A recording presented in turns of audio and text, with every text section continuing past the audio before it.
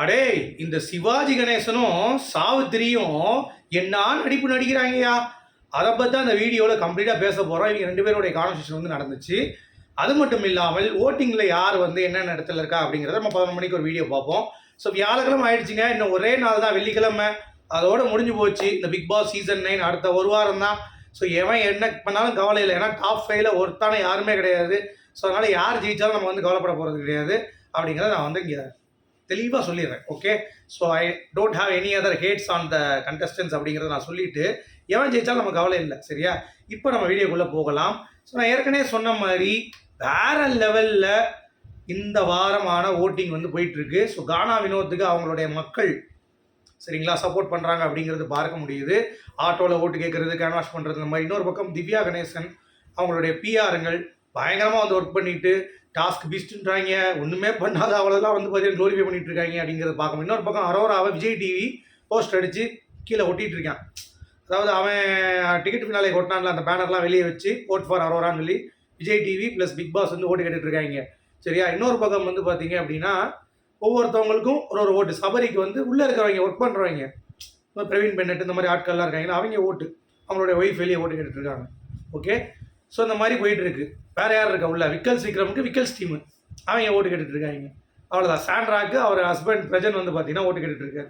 இந்த மாதிரி எல்லாருமே அவங்கவுங்க பாயிண்ட் ஆஃப் வியூலேருந்து ஓட்டு கேட்டுட்டு இருக்காங்க. ஆனால் மக்கள் யாருக்கு ஓட்டு போட போகிறாங்க அப்படிங்கிறது தான் ஒரு ஹைலைட். அதுக்கு முன்னாடி சிவாஜி கணேசன் சாவித்திரி அவங்களுடைய கான்வர்சேஷன் நம்ம கண்டிப்பாக பார்த்தாகணும். என்ன சொல்கிறாங்க அப்படின்னா, அப்படியே வெளியே போய் மந்திரம் போட ஆரம்பிச்சிட்டாங்க அப்படின்னு சொல்லிட்டு போட்டுட்டு என்ன சொல்கிறாங்க அப்படின்னா, விக்ரம் வந்துடுறாரு. என்ன வந்தோடனே, இந்த வீட்டில் பியூட்டி பார்த்தியா, நம்மளுடைய முகம், அதாவது எல்லாருடைய ஒரிஜினல் முகம் வெளியே வந்துருச்சு பார்த்தியா இல்லையா அப்படின்றாங்க. ஆமாம் ஆமாம் கரெக்டு தான் அப்படின்ற மாதிரி விக்ரம் சொல்கிறாங்க. இப்போ விக்ரம் மைண்ட் வாய்ஸில் யோசிப்பான். அப்படின்னு பார்த்தோன்னா ஒரிஜினல் முகம் உங்ககிட்ட இருந்து தான் வெளியே வந்திருக்கு. ஏன்னா பேனிக் அட்டாக்னு சொல்லி ஒரு உருட்டுறியே, பேனிக் அட்டாக்லாம் வந்து பார்த்தீங்கன்னா அப்பப்பெல்லாம் வராதான், கண்டினியூஸாக வருமா. பேனிக் அட்டாக் இருக்கிறவங்க எல்லாருமே இந்த விஷயத்தையும் எப்படியும் பண்ணவே முடியாது போல். இந்த அம்மாவுக்கு வந்து ஆடிக்கு ஒரு தடவை ஆவணிக்கு ஒரு தடவை வந்து பேனிக் அட்டாக் வர மாதிரிலாம் வராதான். அந்த மாதிரி வந்து கன்ஃபார்ம் பண்ணாங்க. அப்போ நீ நடிக்கிறதா உள்ள நடிப்பு. அப்புறம் ரிலேஷன்ஷிப்புக்கு வேல்யூ பண்ணாங்களா இந்த அம்மா. எப்படி சுபிக்ஷா வந்து அக்காவுக்கு எனக்கு ரொம்ப பிடிக்கும், அப்போ டிவார்மிங் டேப்லெட் போட்டு உன்னை கொண்டுருவேன், ஸ்கூபிடு நாய் மாதிரி சுற்றிட்டு இருக்கா அப்படின்ற மாதிரி எவ்வளோ கேடுகட்டத்தனமாக நீ வந்து சுபிக்ஷாவை கேவலப்படுத்தியிருக்க. இப்போ வந்து பார்த்தீங்கன்னா ரிலேஷன்ஷிப்க்கு அந்த அம்மா வேல்யூ பண்ணுறாங்க. அவங்களுக்கு வந்து கமுதி மட்டும்தான் அக்கான்னு கூட கூடாதான். மிச்சம் எல்லாருமே கனியெல்லாம் வந்து எங்கள் அக்கா, விக்ரம்லாம் எங்கள் அண்ணன் அப்படின்ற மாதிரி எல்லாருக்குமே எனக்கு வந்து வேல்யூ பண்ணோம். ரிலேஷன்ஷிப் எனக்கு ரொம்ப ரொம்ப பிடிக்கும் அப்படின்றான். ஏப்பா அதே மாதிரி டிக்கெட் ஃபினாலே டாஸ்க் வந்து அப்படி ஆகலைன்னா இந்த அம்மா வந்து டிக்கெட் ஃபினாலே வின் பண்ணியிருப்பாங்களாம். அப்புறம் வந்து ஏன் சபரி தான் வின் பண்ணியிருப்பான். அடிக்கலாம் போய் ஏக்கர் கணக்கெல்லாம் போய் சொல்லக்கூடாது. சரியா? அப்புறம் எல்லாம் சொல்கிறாங்க இந்த மாதிரி இந்த இதுக்கு வந்து நம்ம அவ்வளோ தூரம் எஃபர்ட் போட்டு வந்திருக்கோம்.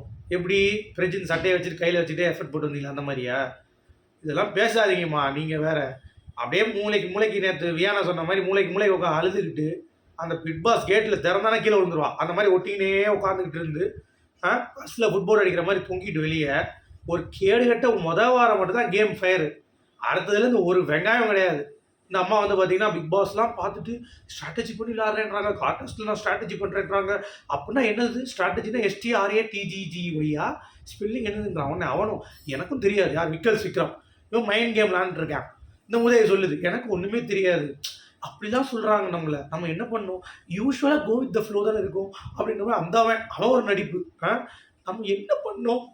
நான் கேம் தானங்க விளையாண்டேன், நான் என்னங்க தப்பு பண்ணேன்? ஏன்டா வியானாவும் உள்ளே வந்து கேம் தான் விளையாண்டுருக்காடா, அவள் ப்ரொமோ பாமா பண்ண போகிறேன்றா. சரி வந்துட்டு போகிறா, அவளுக்கு ஒரு ஆசை, பார்வதி ப்ரொமோவில் வந்துகிட்டே இருக்கா, நம்மளும் ப்ரொமோவில் வரணும், ஏதோ பண்ணிட்டு போகிறா. உனக்கு என்ன? ஃபினாலே கண்டஸ்டன்ஸ் உள்ளே வந்து செலிப்ரேஷன் மட்டும் தான் வந்தாங்களாங்க. எந்த சீசன் வந்தாங்க அப்படி? எல்லாரும் உள்ளே வந்து பிரேக் பண்ணுவாங்க எல்லாத்தையுமே.